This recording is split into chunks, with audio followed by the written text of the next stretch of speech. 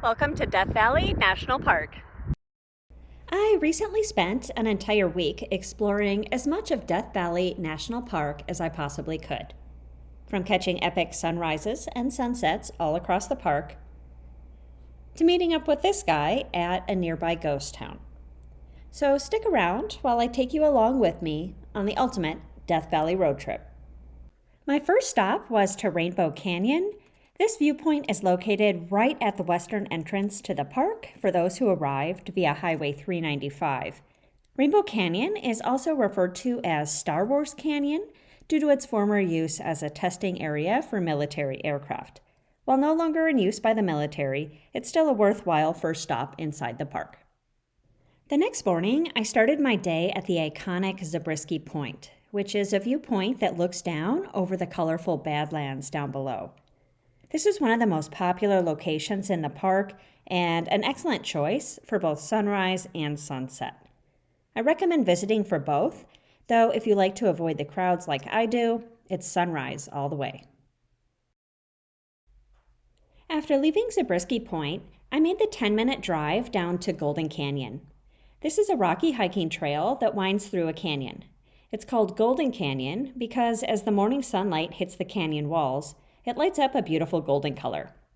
This trail can either be done as a 4.3-mile loop back to the parking area, or you can hike all the way up to Zabriskie Point.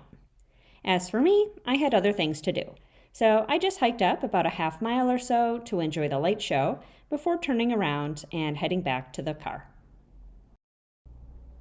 Later that day, my dog Melvin and I went out just before sunset to explore Devil's Golf Course, which is located on a large salt pan covered with jagged spires of salt deposits. This quirky-looking landscape was created many years ago when a lake evaporated. In order to reach Devil's Golf Course, you need to drive down this dirt road about 1 mile, but it's entirely flat and any passenger car should do just fine, which is what I was trying to say here, but it was too windy. Next, I made my way to Dante's View to catch sunset. Dante's View stands at almost 6,000 feet in elevation and overlooks Badwater Basin and the salt flats down below. It was incredibly windy and cold, but the sunset was gorgeous, so it was worth it. And the next morning, I got up really early so I could catch sunrise inside the park. Good morning. So I just got to Mesquite Flat Sand Dunes here in Death Valley National Park. It is not even 6 a.m. yet, and you can see the parking lot here is already filling up. Taking a walk.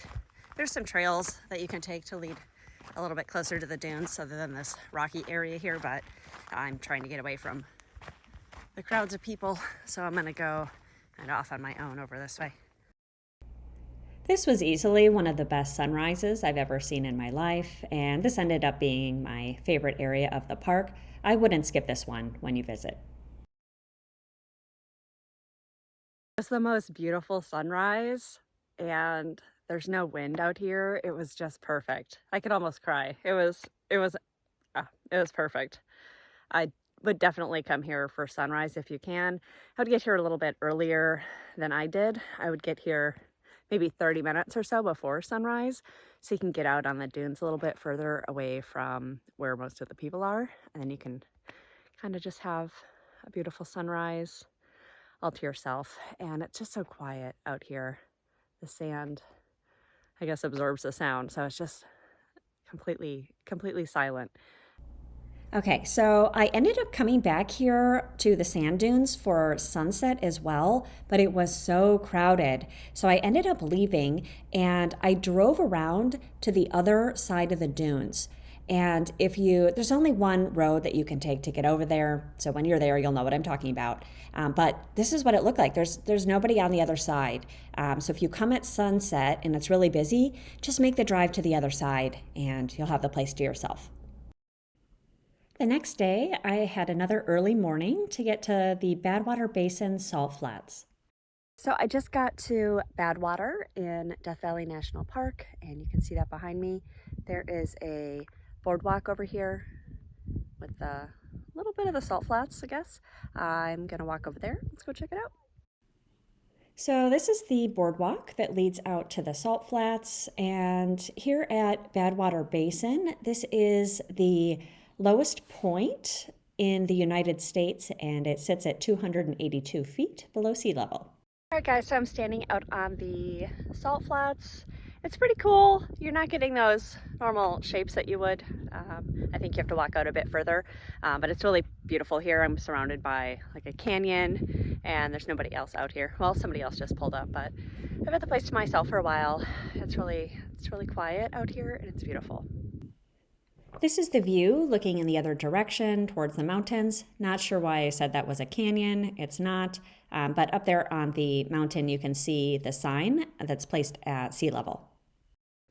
And yet another early morning and trying to catch another sunrise that I pretty much missed. But I've headed to Artist's Palette to get some photos.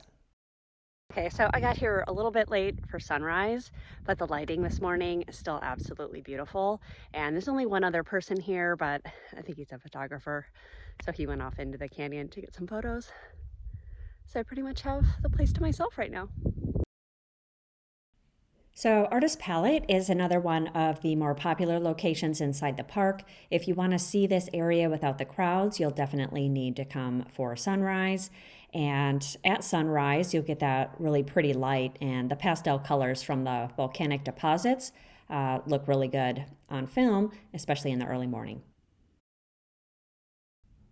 So if you have some extra time while visiting Death Valley National Park, be sure to come out here to Rhyolite Ghost Town.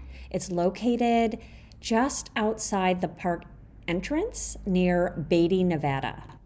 And the ghost town was a former old mining town, but the mines closed down in 1911, and I guess the lights and power to the town were finally turned off in 1916. But today, visitors can come and check out these. This is an art installation here with some of these figures, and then if you just drive up the road a little bit more, you'll see this area here, which is part of the ghost town, and this area here, I think that's the old bank, and some other structures from the old mining town. And right behind the ghost town, you can also stop by Tom Kelly's Bottle House. And this is a house created entirely from bottles. You can read some of the signs here to learn a little bit more about it, but it's kind of creepy in there. And yeah, you can wander around kind of the whole property and check it out. Thanks so much for watching today's video. If you haven't already, please like this video and subscribe for more.